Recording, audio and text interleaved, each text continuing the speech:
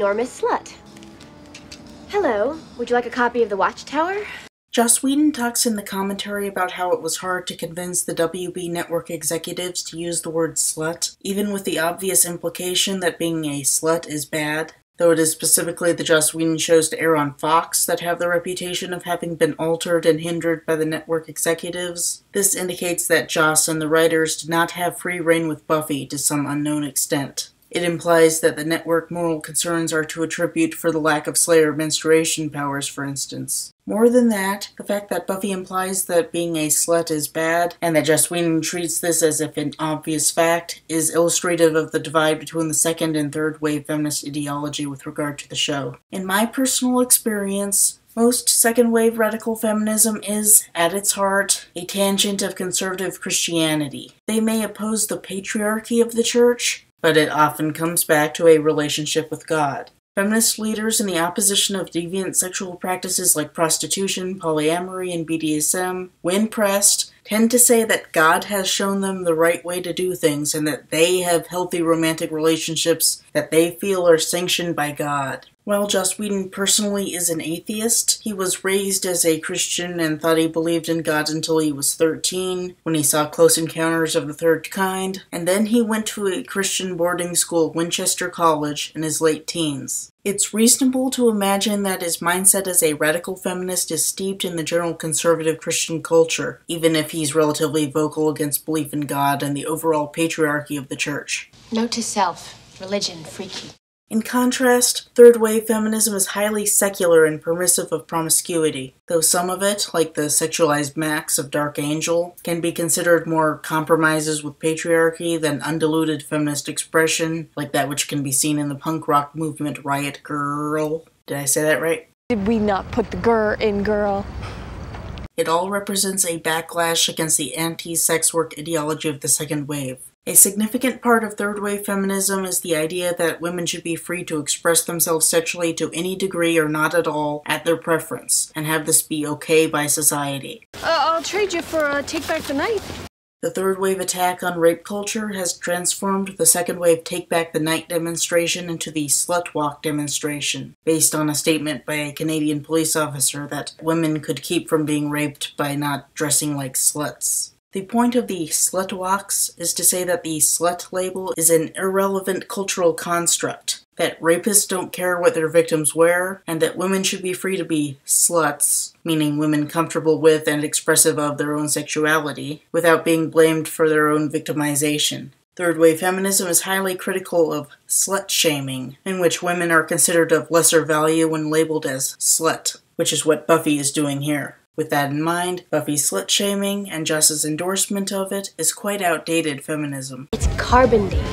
Joyce urges Buffy to have a fresh start and not become delinquent again. This works story-wise by having Buffy further try to not get sucked up by her sacred duty, and it also works to solidify Joyce as a respectable single parent. Though not a perfect illustration of the friendship between mother and daughter that we'll see over the course of the show, this is our first glimpse of it, and it is promising. A problem I see with a lot of shows that try to be feminist is that they'll have good female characters, but only show male socialization and friendships. Buffy the Vampire Slayer is good with having these good female characters interact with each other. Buffy heads to the bronze. While walking, a shadowed man follows her. She senses him, tries to lose him, and then, when in a dead-end alley, confronts him with an impressive bit of gymnastics. Joss Whedon says that this scene is to illustrate his original concept for Buffy the Vampire Slayer. A blonde woman is stalked in an alley and turns around to beat up the monster. But it's not a monster. It's a hot guy we'll come to know as Angel, Buffy's main love interest for the first 3 seasons, and star of his own spin-off, Angel. At this point, we're not sure what to make of Angel. It's sort of implied he could be a vampire hunter, a term referring to a normal non-slayer human who makes it their life to kill vampires, but it's intentionally ambiguous.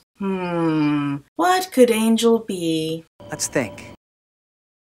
Even though she just pinned him, he puts her down, which I think is part of the effort to give him this bad boy, dreamy charm. I don't like that. It seems sexist. Fortunately, that aspect of his character doesn't last long. It can be considered early installment weirdness, along with vampires moving slowly, garlic warding off vampires, and Giles' indication that we'd be seeing incubi and succubi, which we never did. Angel offers himself as Buffy's ally against the vampires, makes reference to something called the harvest coming and the mouth of hell opening, and before he slinks off into the night he gives her a present, a cross necklace to be used as protection against vampires. Early on, the show has a very Christian presence, which likely helped to shield the show from conservative criticism until it could stand on its own and be protected by ratings. You know, it's not just for scary religious people anymore.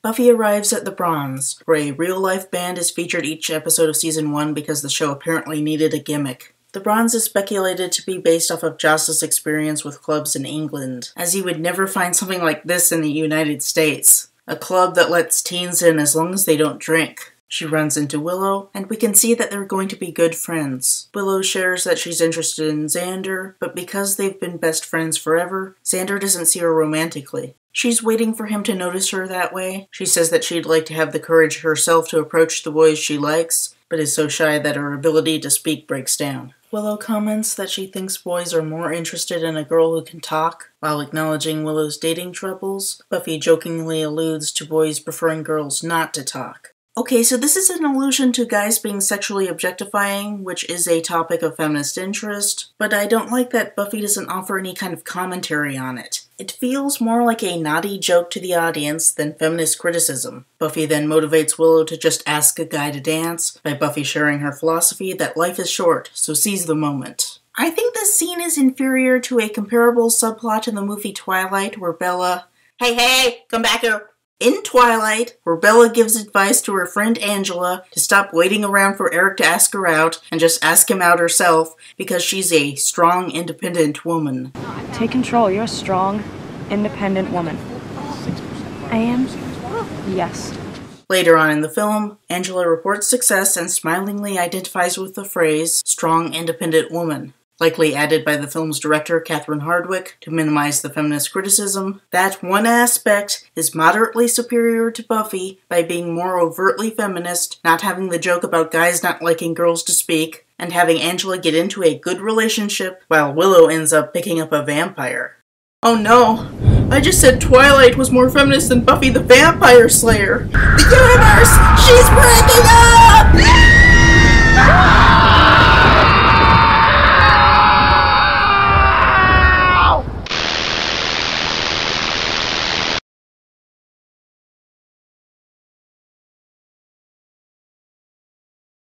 Anyway, Buffy leaves Willow when she sees Giles moving uncomfortably through the Bronze. She goes to confront him and he again tries to convince her of her destiny. She rejects him and references Angel's clues, thinking that Angel is Giles' friend, but Giles has no idea who he is. Giles puts that aside for a moment to try to convince Buffy, finally getting somewhere when he correctly guesses that she's been having psychic nightmares. Meanwhile, Cordelia chats to her lackeys to illustrate that she's a ditzy valley girl. Jesse musters the courage to ask Cordelia for a dance, but she shoots him down in a horribly condescending way. We later see Darla swoop in to take advantage of that vulnerability. Now we know what she is, and she's intimidating to the audience, and we fear for Jesse as a dude in distress. Add that to the sexual predator metaphor, and we've got a fun feminist subversion of a traditional narrative that is still superior to Teacher's Pet. Buffy now says that she'll deal with vampires if she sees them, but she won't go deliberately hunting for them. Giles takes that victory and tries to train her to detect vampires here in the Bronze. In the absence of Slayer menstruation powers, the show has the Slayer able to sense vampires instinctively.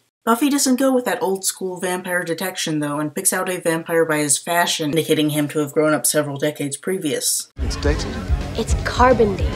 This illustrates both respect of youth and respect for Buffy's Valley Girl culture, where her knowledge of fashion can be used constructively to help defend the world from evil. Unfortunately, the vampire is picking up Willow, so Buffy has to go rescue her. She makes a makeshift stake and stalks what she thinks is a vampire but turns out to be Cordelia, thereby ending her chances at popularity. When Joss conceived of the TV show, he wanted the monsters to represent problems that teenagers would face growing up. In this case, the vampires that must be slain represent doing the right thing even though your parents and the popular kids don't want you to do it. The fashionless vampire, Thomas, leads Willow off into a graveyard. Vampires are metaphorical rapists, and Thomas's interest in her blood parallels a real-world guy's interest in her for sex. While I personally prefer the thing in Twilight, where Angela successfully gets into a good relationship as a strong, independent woman, I get where this is also feminist for representing the very real danger of meeting a guy in a club and going off with him. Some guys are rapists. Buffy going to save her shows women looking out for each other.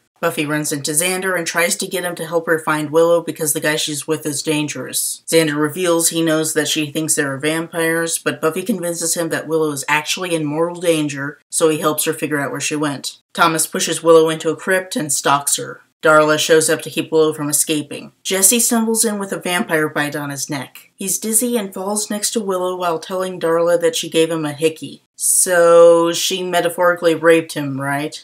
That would be consistent with the overall portrayal of vampire bites, but he's acting like he's fine with everything except the physical effects. I guess you can make the argument that since Jesse is more comfortable with his sexuality than Willow, it could have been consensual metaphorical sex, but weird much?